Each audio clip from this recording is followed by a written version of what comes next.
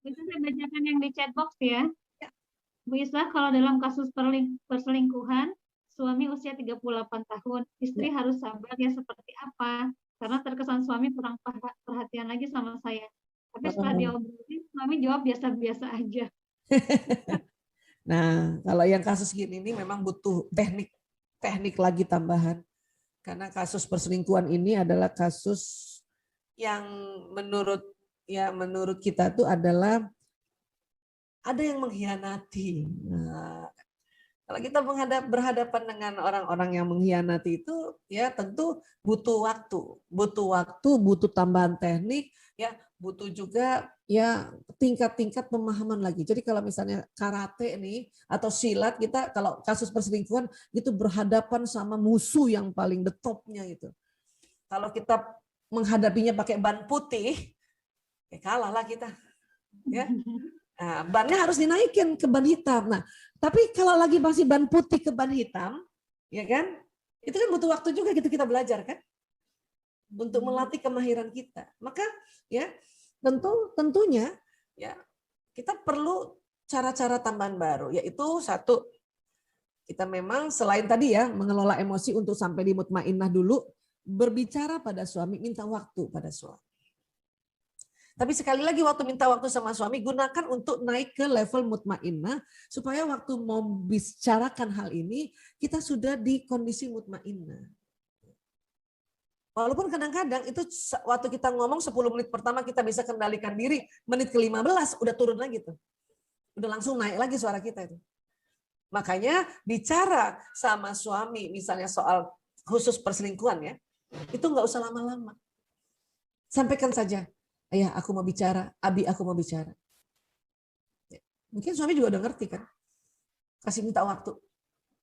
Ya nanti malam ya, kasih waktu. Nah, waktu nanti malam kita kencangin tuh, astagfirullah ya Allah, astagfirullah. Astagfirullah ya Allah, ya Allah, ya Allah, ya Allah. Allahumma sholli wa sallim. Gitu ya. Udah dapat waktu, ya misalnya ya ini contoh ya, kalau belum, yang ini termasuk juga untuk misalnya buat teman-teman yang menemukan nanti kasus seperti ini ya. Lain kalau misalnya sudah terlanjur dia dan sudah ngomong ya, bicara ya, abi, mas, ayah, kok saya lihat di chattingan WA-mu ya kamu kok ngomong sebegini-begini itu nggak pantas ya, gitu aja dulu. Dan saya sedih loh, bilang saya sedih loh, saya kecewa loh, gitu. Dan saya nggak suka. Ya ngomong gitu. Dan itu gak usah lama-lama. Only 10 menit. Sampai 15 menit lah, sampai 15 menit. Karena setelah 15 menit itu bisa kita turun emosi kita, bisa marah. Bisa marah. Ya. Nah, jadi lagi kita ngomong sama suami bahwa saya suka. Tunggu dulu respon dia. Siapa sih? Enggak kok, aku enggak, pasti gitu kan, ada denial kan. Pokoknya apapun itu. Iya, Bu Isa. Ya terserah abi, terserah ayah misalnya, tapi saya nggak suka. Udah, begitu udah ya. Paham tuh udah, 10 menit 15 udah. Kita latihan lagi untuk naikkan level lagi. Bannya kita kencengin lagi, nambah itu kan masih ban putih kan tadi. Kalau ban putih, masih ban putih, ketemu gembongnya masalah, itu ngomong sebentar aja, berantemnya sebentar aja. Ya, sampaikan ya. Ya, seperti itu, saya nggak suka sama kamu. Habis itu pergi, supaya yang si gembongnya masalah itu jadi penasaran sama kita pergi. Kita apa? Latihan untuk naikkan level kita, naikkan ban kita. Ini secara metaforanya ya. Karena kadang-kadang kalau soal perselingkuhan ini nggak bisa dijawab yang real. Kenapa? Sulit. Hanya bisa metafora seperti ini. Ya. Nah, udah dicoba Bu Isa. Ya, tentu. Memang sudah dicoba, sudah bicara ya. Kita sekarang tenang dulu lagi. Apalagi kalau dia sudah minta maaf. Kita tenang dulu. Kecuali dia nggak minta maaf. Ya, kecuali dia nggak minta maaf, naikkan lagi level kita lagi. Ya Allah, saya maafkan dia ya Allah. Ampuni dia. Bayangin diajarinnya begitu sama Allah. Ya Allah, saya maafkan suamiku ya Allah. Sebut namanya lengkap. Sampai kakeknya lagi kalau perlu. Supaya kita ajak ke para leluhur, ya, para leluhur itu untuk dampingi kita juga untuk marahin tuh cucunya itu. Kenapa kakek? Kenapa dalam Islam itu nama kakek dibawa juga? Ya, karena secara hubungan spiritual, hubungan kita punya batin dan jiwa, walaupun kakek leluhur kita sudah meninggal, itu bisa datang loh dan marahin dia punya cucu. Ya, misalnya saya ya, misalnya ya Allah, saya maafkan suamiku Priyanto bin Sismadi nama bapaknya, bin Parto Dimulyo. Saya yakin itu Mbah Parto datang nanti. Karena orang yang sudah meninggal itu arwahnya masih tetap ada dan tetap melihat anak cucunya ngapain. Dia datang. Mungkin dalam mimpi, mungkin dalam satu ditegur lah itu. Ya. Kalau ada satu lagi ya Parto Dimulyo saya tahu namanya di atas, itu saya akan pakai lagi supaya kakek-kakeknya ini. Ya. Nah, dalam rangka apa sebetulnya? Dalam rangka apa? Supaya itu tadi ya kita naikkan level emosi tadi, ya kan? Sehingga kita tetap tenang, ya. Nah, sekarang kondisinya gimana? Si suami mau gimana? Si suami prioritasnya sekarang bilang sama saya sih, pertama anak-anak, kedua orang tua, ketiga pekerjaan. Jadi saya nggak tahu prioritasnya keberapa. Itu sering begitu. Bapak mertua saya ajarin saya, Aisyah, banyak laki-laki istrinya prioritasnya itu embel-embel. Tahu embel-embel sih bahasa apa sih Jawa ya? Itu bapak mertua saya kasih tahu saya. Istri itu embel-embel. Ibunya anak-anak embel-embel. Bahkan anak-anak yang lebih tinggi itu. Ada yang masih kayak gitu cara berpikirnya. Itu berarti laki-laki yang masih berpikirnya seperti itu, dia belum banyak belajar. Dia nggak baca sirah Nabi. Ataupun baca, dia nggak paham sirah Nabi. Betapa Rasulullah itu menghargai istrinya. Itu aja masuk di otak kita. Oh, dia belum belajar nih. Islam menganggap istri itu levelnya luar biasa, belum belajar. Oh, udah kok saya sudah baca sirah Nabi. Pasti yang dibaca cuma perdagangan. Karena laki-laki kan selalu tadi kan mengutamakan perdagangannya kan. Belum belajar ya. Gitu. Dan itu banyak banget yang kayak gitu. Makanya saya kalau ada bapak-bapak, ada laki-laki ya rajin ngaji, rajin baca sirah Rasulullah dan itu menjadikan patokannya, itu saya hormat banget. Tapi itu paling 10-15% saat ini ya. Masih banyak lagi yang belum ke situ. Bisa jadi punten kasus ini suami yang seperti ini nih Mbak Desi ya, itu suami yang belum banyak belajar itu. Dan kita jadi yang si istri jadi embel-embel. Yang namanya sabar bukan diam kita. Apa istighfar lagi, astagfirullahaladzim. Dengar kayak gitu ngilu nggak? Ngilu kan? Iya, sedih banget. Ya udah kita diam lagi, astagfirullah ya Allah, astagfirullahaladzim. Ya. Kadang-kadang kita muncul sombong kita kan. Ya, mungkin ada yang berani nih, ada yang berani, oh jadi saya, gitu ya. Kamu anggap apa saya? Itu kalau ada yang berani ngomong langsung ngomong gitu ya. Tapi kadang-kadang ada istri yang nggak berani, dalam hati lagi sambil mandi kan lagi mikirin, ya anggap apa saya nggak ada apa-apa sambil mandi itu kan. Oh, nah biarin aja tuh. Kita mikir kayak gitu kan. Ya, dan itu nggak bisa sekali dua kali, lama tuh kita untuk move on. Rasa sedih tadi, ingat sedih kan di bawah ya? Sedih di bawah tadi level emosi kan. Nah, itu butuh tambahan teknik-teknik lagi. Dalam arti teknik-teknik perlu belajar lagi di mana, dari perguruan silat-silat tempat lain. Itulah kita belajar, ikut seminar, ikut taklim, dengarkan tausiah para guru-guru, dan sekarang enak bisa online semuanya ya, atau belajar ikut training bagaimana emosi. Itu pun sudah training aja masih terus aja kita harus latih lagi, pendalaman lagi dan sebagainya. Ya. Bu Isa sampai detik ini masih belajar. Dan kadang-kadang nggak mau sendiri, makanya suka ngajak teman-teman, kita belajar yuk manajemen emosi, manajemen pikiran, makanya ngajak-ngajak juga semuanya, ayo belajar, kalau kita belajar rame-rame enak. Suatu ketika Bu Isa lupa, tiba-tiba mungkin Mbak Desi ingetin saya, suatu ketika Bu Isa lupa, Mbak Vina sahabat saya ngingetin saya, suatu ketika saya lupa, Mbak Marsyalova ingetin saya. Itu enaknya kalau ngajak teman-teman sama-sama belajar. Tapi kan Bu Isa yang ngajarin, Bu Isa nggak ngajarin, Bu Isa hanya sharing. Cuman Bu Isa sadar banget, satu ketika Bu Isa capek banget, sedang capek banget, Bu Isa yang lupa, Bu Isa yang sedih misalnya ya, dan kemudian Ayah Toto melakukan kesalahan yang fatal. Nanti teman-teman inilah yang bantuin lagi Bu Isa gitu lah. Jadi memang kita perlu cari berkumpul dengan orang-orang soleh-soleha. Tapi karena kita perempuan, ya cari yang soleha, teman-teman soleha. Kita jangan kumpul-kumpul sama bapak-bapak, tambah masalah nanti. Itu lagi yang perlu kita pelajari, ya. Kecuali memang suami bilang, gitu ya, kalau dari suami bilang, sudah, saya sudah tidak suka sama kamu, saya mau talak kamu, sudah. Kita diam aja. Kalau dari sisi dia sih bilangnya gini, Bu Isa, dia memang nggak tahu mau bisa berpoligami atau enggak. Sampai ke sana loh ngobrolannya tuh. Dan dia juga bilang dia bisa ngelakuin itu atau enggak. Dia juga nggak tahu. Aku dibilang sama dia bisa ngejalanin itu juga atau enggak. Juga dia bilang nggak tahu. Dia mau mempertahankan rumah tangga ini juga, tapi dengan cara dia yang ya biasa-biasa aja, kayak nggak terlihat ada usaha mau memperbaiki hubungan. Kita tuh kebetulan suami saya ini tenaga medis, Bu Isah, di rumah sakit. Jadi sering ketemu COVID kan ya. Terus saya suruh swab pun entar. Mungkin masih berhubungan kali sama perempuan itu, saya nggak tahu sih. Saya nggak mau cari tahu itu selalu sakit hati. Jadi tidur nggak sekamar pun juga udah kurang lebih hampir 1,5 tahun ini, Bu Isah. Dia bisa dibilang 1-2 kali lah sekamarnya. Ya, itu kalau terus saya nyikapinnya gimana tuh Bu Isah? Saya juga stres sendiri. Makin nggak sama-sama bersama itu tentu ya itu makin memudahkan lagi merenggangnya ya hubungan ini ya. Tapi karena memang tenaga kesehatan karena COVID dan harus tidak boleh terlalu sering campur sama keluarga, itu juga yang menambah rasanya menambah jauh. Nah, tinggal sekarang gini ya buat Bu Isah ya. Karena kalau mungkin juga Bu Isah nggak bisa tahu persis perasaannya Mbak Desi ya, nggak bisa tahu persis karena memang Bu Isah hanya mencoba berempati saja kayak apa ya gitu ya, nggak bisa. Yang paling sedih adalah Mbak Desi dalam kasus ini, kalau tentang ini ya, yang paling terpukul adalah Mbak Desi, yang paling luka adalah Mbak Desi. Ya, Bu Isah hanya mengingatkan saja atau mengajak kita semua untuk ya bahwa sekali lagi perselingkuhan itu kalau dia bandit itu bosnya bandit. Bahkan misalnya nih, ya ada suami ya dia pakai narkoba, tapi nggak selingkuh, ya itu masih kalau kejahatan itu masih di bawahnya bandit, bisa paham ya?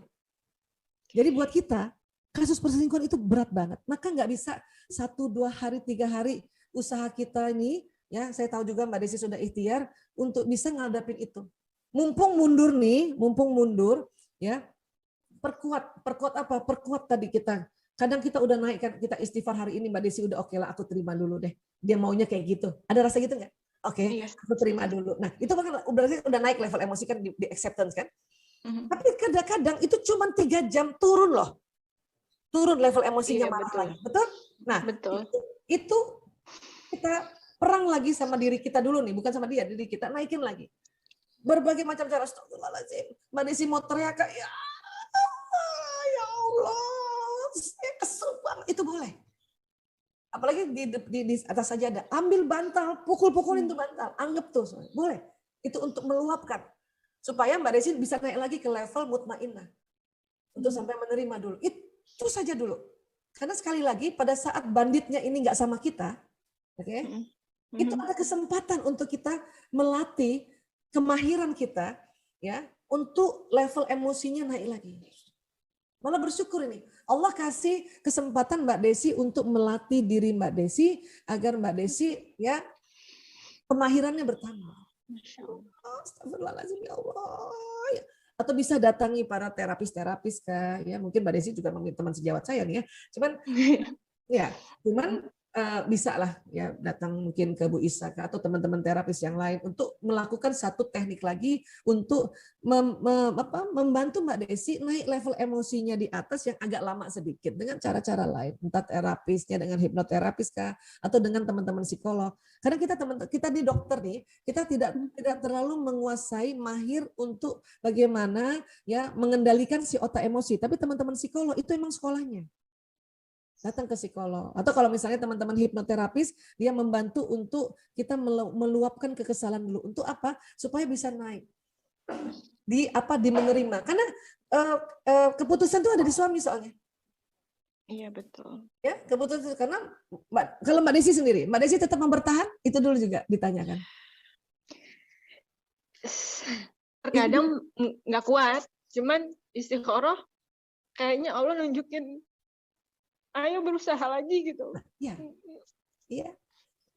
Itu tadi, kalau lagi nggak kuat, misalnya hari ini udah kuat nih, ntar sore nggak kuat, itu berarti level emosinya lagi turun, frekuensinya lagi rendah, makanya nggak kuat. Udah cari me time-nya Mbak Desi, apa yang bisa? Dan kalau kasusnya kayak gini, itu nggak usah 24 jam Mbak Desi pikirin terus itu. Karena Susah banget. ya bisa paham. Tapi dalam 24 jam, itu kan bisa bilang 24 jam. Ada bisa nggak waktu tidurnya berapa jam dalam semalam? Kadang tuh kebangun setiap 2-3 jam tuh kebangun sempetin saat tahajud, dan saya juga sempat akupuntur bisa, jadi dia dikasih titik untuk bisa untuk tidur, jadi saya pengennya tidur aja dan nggak kepikiran. Itu usaha udah benar, udah usaha tuh ikhtiar ya, pakai titik akupuntur ya, itu boleh, tapi jangan cuma sekali 2 kali, ikut aja, rutin aja supaya waktu yang tidur itu kan pasti nggak mikirin dulu kan. Makanya ya dalam 24 jam katakanlah bisa tidur efektif 3 jam. Lumayan kan? Jadi ada 3 jam nggak mikirin ya tentang masalah ini, tapi 21 jam masih mikirin. Tapi lumayan kan? Nah, besok lagi ya udah pergi akupuntur lagi atau pergi bekam atau pergi acupressure, itu bisa dikombinasi. Lumayan. Udah bisa 5 jam tidur enak.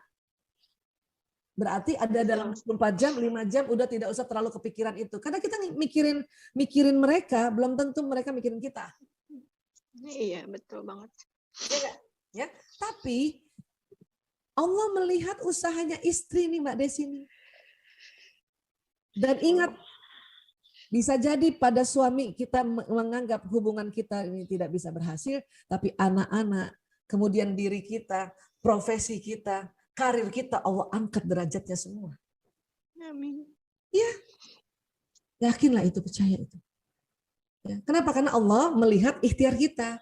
Tapi kalau kita nih suami lah sudah selingkuh, ya, kemudian kita nggak ikhtiar untuk naikkan level emosi, nggak ajak Allah untuk ya sebut-sebut Allah untuk menaikkan level emosi, maka nggak turun juga kemuliaan di sisi lain, nggak turun.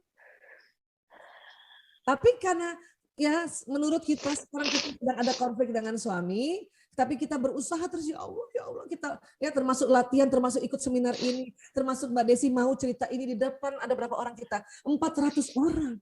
Dan insya Allah 400 orang ini doain Mbak Desi. Amin. Mbak Desi kuat. Karena Mbak Desi mewakili kisah di antara 400. Mungkin nggak Mbak Desi sendiri. Di antara 400 mungkin ada 100 perempuan yang seperti ini kondisinya. Suami ditanya, suami masih belum tahu. Kenapa? Dia mungkin juga dalam keadaan bingung, ya kan? Karena patokannya di dia. Kalau dia sudah bilang, oke, saya mau pisah sama kamu, itu Mbak Desi lebih enak. Iya. Oke, tapi karena dia masih ngiyok itu ya, masih bimbang, ya,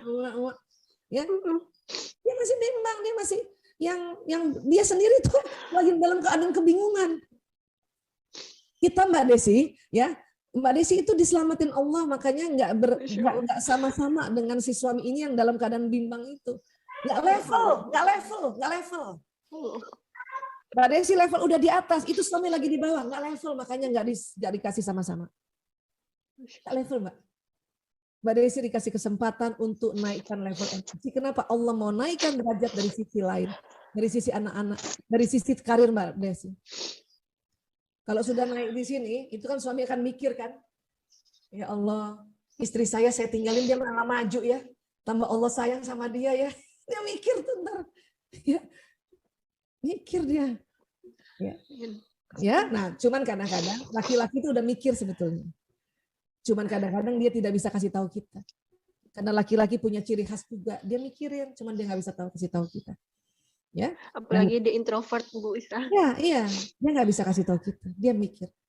Kita kasih waktu saja. Berapa lama itu yang rahasianya? Ya, berapa lama? Sekarang Mbak Desi mumpung, ya saya katakan ya, ini bukan provokator, ini bukan. Mumpung dia jauh, Mbak Desi latihan silat ya.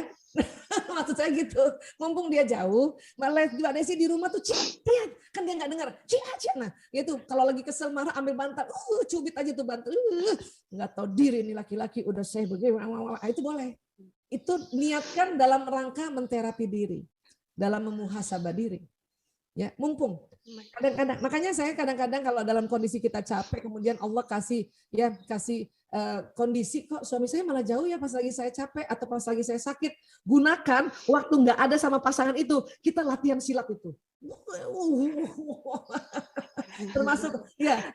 termasuk latihan lagi bersolek supaya kita cantik, termasuk kita pijet lah badan kita lah, pokoknya ada semuanya, sehingga pada saat ketemu entar dulu, ini udah pendekar ketemu nih, Iya.